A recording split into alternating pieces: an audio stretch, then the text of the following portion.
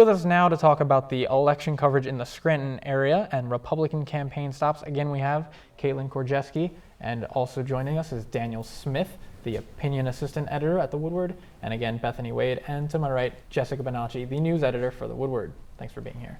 Thanks for having us. So guys, kind of walk us through your experience, especially you went to a few rallies, obviously. Talk us through your experience. I'll start with you, Jess. I personally haven't been able to attend any Republican rallies, and that is because every time I applied to get credentials for the press, we were denied.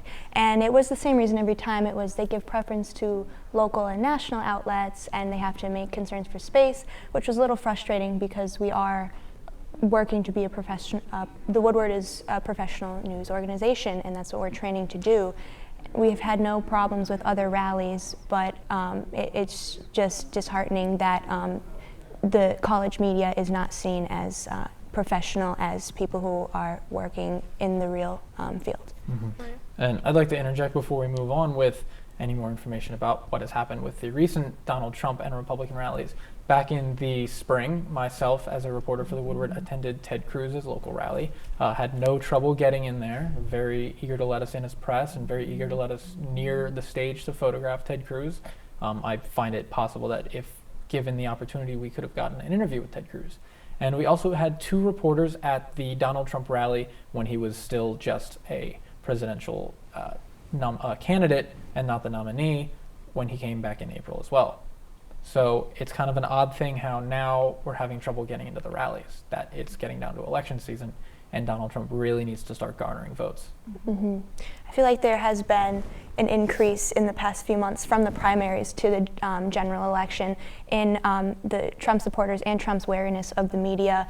I know, Caitlin, I think you've said that he's pointed out the media at rallies, like, look at these people. Like, yes, yeah, he has. Yeah, so it's just there's a disdain that has been created, and there's some sort of story, some narrative that's been told around the media and why the media shouldn't be around events. Mm-hmm. It's important to keep in mind, though, that we aren't the only local college that was denied.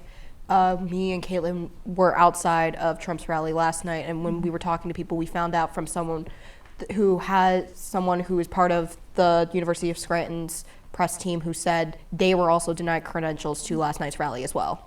Mm-hmm.